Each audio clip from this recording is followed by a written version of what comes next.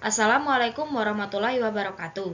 Kami kelompok Penerimaan Kas akan mempresentasikan hasil analisa Sistem Informasi Akuntansi Penerimaan Kas pada Hotel Rise UMM. Saya Aura Mariam Patiroy dengan NIM 2024 1017 011 0131. Saya Yesinta Yulia Wulandari dengan NIM 2024 101 701 10129. Sumber penerimaan kas pada Hotel Rise UMM dibagi menjadi dua. Yang pertama adalah penjualan tunai atau bisa dikatakan over the counter sale. Nah, over the counter sale adalah penjualan tunai yang dilakukan ketika tamu melakukan pembayar langsung kepada pihak hotel pada saat check-in melalui sistem over the counter sale atau pada saat di tempat. Lalu selanjutnya, job deskripsi dan fungsi dari penerimaan kas. Yang pertama ada front office yang masuk ke dalam fungsi penjualan. Front office bertanggung jawab untuk mengelola seluruh transaksi keuangan yang berhubungan langsung dengan tamu. Lalu yang kedua ada kasir yang masuk ke dalam fungsi kas. Kasir bertanggung jawab mengelola penerimaan kas perusahaan dari berbagai transaksi dan juga menjadi penghubung antara bagian front office dan accounting dalam hal pelaporan. Lalu yang ketiga ada Head ACA atau Assistant Chief Accounting yang masuk ke dalam fungsi akuntansi. Head ACA bertanggung jawab membantu Chief Accounting dalam mengawasi seluruh aktivitas keuangan dan akuntansi hotel. Lalu yang terakhir ada Chief Accounting yang masuk ke dalam fungsi akuntansi yang bertanggung jawab penuh atas pengelolaan dan pengawasan seluruh aktivitas keuangan yang ada di hotel. Berikut dokumen yang digunakan dalam sistem penerimaan kas pada Hotel Rise UMM. Yang pertama ada faktur penjualan tunai, yang kedua pita register cash, yang ketiga bukti setor bank. Kemudian catatan akuntansi yang digunakan pada sistem penerimaan kas pada Hotel Rise UMM, yaitu yang pertama jurnal umum, lalu ada jurnal penjualan, lalu yang terakhir jurnal penerimaan kas. Kemudian ada prosedur penerimaan kas over the counter sale. Yang pertama, tamu datang ke hotel melakukan pemesanan kamar di front office. Kemudian front office membuat invoice dan menyampaikan total biaya yang harus dibayar. Kemudian tamu melakukan pembayaran tunai dan front office menerima, menghitung dan menyimpan uang serta menyerahkan kunci kamar dan bukti pembayaran. Lalu kasir menginput transaksi, membuat pita register dan mencetak bukti pembayaran. Pita register yang telah dicetak akan disetorkan ke bank oleh bagian kasir dan bukti setor diserahkan kepada accounting. Accounting mencatat penerimaan kas berdasarkan pita register dan bukti setor bank. Selanjutnya saya akan menjelaskan mengenai flowchart over the counter sale. Yang pertama, pada bagian penjualan atau front office akan menerima order, kemudian membuat invoice, lalu kemudian membuat faktur tunai sebanyak 3 rangkap, dan rangkap yang pertama akan diberikan kepada bagian kasir. Kasir menerima faktur tunai, kemudian membuat pita register, dan pita register akan disetorkan ke bank oleh pihak kasir, dan kemudian muncul bukti setor bank. Bukti setor bank akan diberikan kepada bagian akuntansi dan juga pita register untuk dibuat catatan mengenai jurnal penerimaan kas dan jurnal umum melalui sistem POMEC dan Excel. Unsur pengendalian internal. Dalam organisasi, fungsi penjualan dan fungsi kas belum sepenuhnya terpisah. Namun, fungsi kas sudah terpisah dengan fungsi akuntansi. Lalu yang kedua ada sistem otorisasi dan prosedur pencatatan dalam pengendalian internal. Yang pertama, accounting mencatat transaksi melalui sistem POMEC dan melakukan backup tambahan menggunakan Excel. Yang kedua, pencatatan transaksi dilakukan oleh front office secara real time. Dan yang terakhir, kasir mencatat penerimaan dan memverifikasi semua transaksi. Lalu ada praktik yang sehat dalam pengendalian internal di Hotel Rise UMM. Yang pertama, dilakukan backup data untuk menjaga keamanan data keuangan. Lalu yang kedua, penerimaan kas disetorkan ke bank pada hari yang sama pada saat tanggal transaksi terjadi atau paling lambat H+1. Lalu yang ketiga, dokumen sumber seperti bukti reservasi, bukti pembayaran, dan laporan dari platform e-commerce dikelola secara tertib. Akses ke sistem dibatasi hanya untuk pegawai yang berwenang.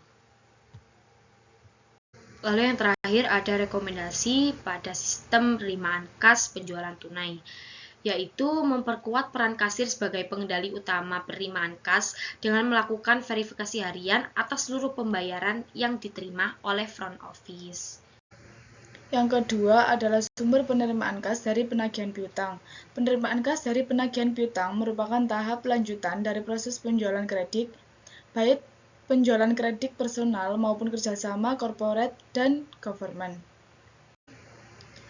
Fungsi yang terkait. Yang pertama ada fungsi penagihan atau account receivable, bertugas menerima dokumen, melakukan penagihan piutang, menerbitkan invoice, mengumpulkan bukti pembayaran, dan mengajukan penghapusan piutang ketika pembayaran sudah diterima.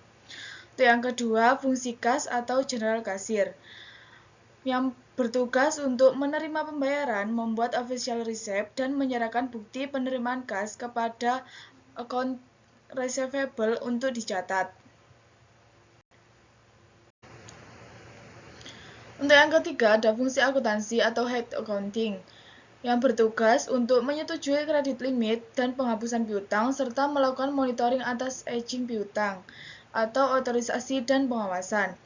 Untuk yang terakhir, ada fungsi pemeriksaan intern atau income audit, yang mengawasi kelengkapan dokumen, memastikan alur piutang dan penerimaan kas sesuai prosedur, mengecek kesesuaian antara laporan harian FO, AR, dan general kasir, serta memastikan tidak ada penyimpangan atau kekurangan kas. Dokumen yang digunakan dalam penagihan piutang. Yang pertama invoice, yang kedua ada kwitansi, dan tanda terima atau official receipt. Yang ketiga somasi. Somasi digunakan untuk surat pemberitahuan atau peringatan kepada klien yang tidak membayar piutang sesuai jatuh tempo yang telah ditetapkan. Untuk yang keempat ada bukti setor bank. Flowchart penerimaan kas piutang dengan personal. Yang pertama, pelanggan melakukan pesanan dengan DP atau pembayaran kredit, lalu front office menerima pesanan dengan menerbitkan surat pesanan sebanyak 2 rangkap, di mana rangkap pertama diberikan kepada IA atau AR, dan rangkap yang kedua diarsip sementara untuk kebutuhan harian, pengecekan, dan kontrol internal. Berdasarkan surat pesanan tersebut, IA atau AR menerbitkan invoice sebanyak 2 rangkap, dan rangkap yang pertama diarsip untuk dasar penagihan, dan rangkap yang kedua diberikan kepada pelanggan. Lalu, pelanggan akan melunasi DP atau pembayaran sebelum check out, dan front office mengkonfirmasi pembayaran dengan menerbitkan bukti pembayaran sebanyak 2 rangkap, di mana rangkap pertama akan diberikan kepada GC atau AP, dan rangkap yang kedua akan diberikan kepada pelanggan. Dengan bukti pembayaran yang diberikan kepada GC atau AP, GC atau AP akan menerbitkan official receipt dan nota tanda terima masing-masing sebanyak 2 rangkap. Rangkap yang pertama diberikan kepada pelanggan, dan rangkap yang kedua akan disetorkan ke bank. Lalu bukti setor ke bank akan diberikan kepada IA atau AR, dan IA atau AR melakukan jurnal penerimaan kas sebagai dasar bentuk penagihan pelunasan piutang. Selanjutnya, flowchart penerimaan kas piutang dengan corporate and government. Pada bagian IAR dikeluarkan surat kerjasama sebanyak 2 rangkap oleh General Manager, yang mana rangkap kedua akan diberikan kepada IAR, dan IAR melakukan verifikasi dengan mengeluarkan invoice sebanyak 2 rangkap. Rangkap yang kedua akan diberikan kepada klien, dan klien diminta untuk melakukan pembayaran. Ketika pembayaran sudah selesai, kasir akan mengonfirmasi pembayaran dengan mengeluarkan bukti pembayaran berupa official receipt sebanyak 2 rangkap dan nota tanda terima sebanyak 2 rangkap, dan juga bukti setor. Kemudian bukti setor dan official receipt akan dikembalikan kepada klien. Nota tanda terima pada rangkap yang kedua akan disetorkan kepada bank. Kemudian bukti setor yang dikeluarkan oleh kasir akan diberikan kepada IAR untuk dicatat sebagai penerimaan kas dan penghapusan piutang. Unsur pengendalian internal pada piutang. Yang pertama, organisasi. Pemisahan fungsi belum optimal karena peran income audit dan account receivable masih saling berdekatan. Lalu selanjutnya AR menangani pengelolaan dokumen, pembuatan invoice, dan pencatatan piutang, sehingga berpotensi mengurangi independensi pengawasan. Yang terakhir, front office memiliki akses awal input transaksi dan penandaan company billing yang berisiko menimbulkan kesalahan input atau kredit tanpa otorisasi. Untuk sistem otorisasi dan prosedur pencatatan, yang pertama, penggabungan penyusunan dokumen transaksi dan pencatatan piutang tidak sesuai prinsip pemisahan fungsi menurut Mulyadi, sehingga meningkatkan risiko manipulasi data. Yang kedua, rekonsiliasi oleh Head Accounting atau ACA dan menggunakan dokumen bernomor urut sudah diterapkan, namun belum efektif tanpa otorisasi berlapis atas perubahan, koreksi, atau penghapusan pada piutang. Untuk praktik yang sehat, perusahaan telah menerapkan kontrol dasar seperti penggunaan dokumen bernomor urut tercetak dan rekonsiliasi rutin oleh ACA. Selanjutnya, rekomendasi pada piutang. Yang pertama, ada perjelas batas wewenang antara income audit dan account receivable dengan job description tertulis agar tidak terjadi tumpang tindih tugas. Untuk yang kedua, Hotelres bisa menambahkan persetujuan supervisor untuk setiap penerbitan invoice di atas nominal tertentu sebagai penguatan kontrol.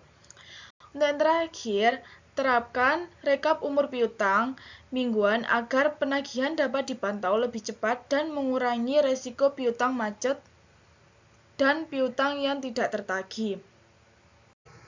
Sekian presentasi dari kelompok kami. Mohon maaf bila ada kesalahan kata atau pengucapan. Wassalamualaikum warahmatullahi wabarakatuh.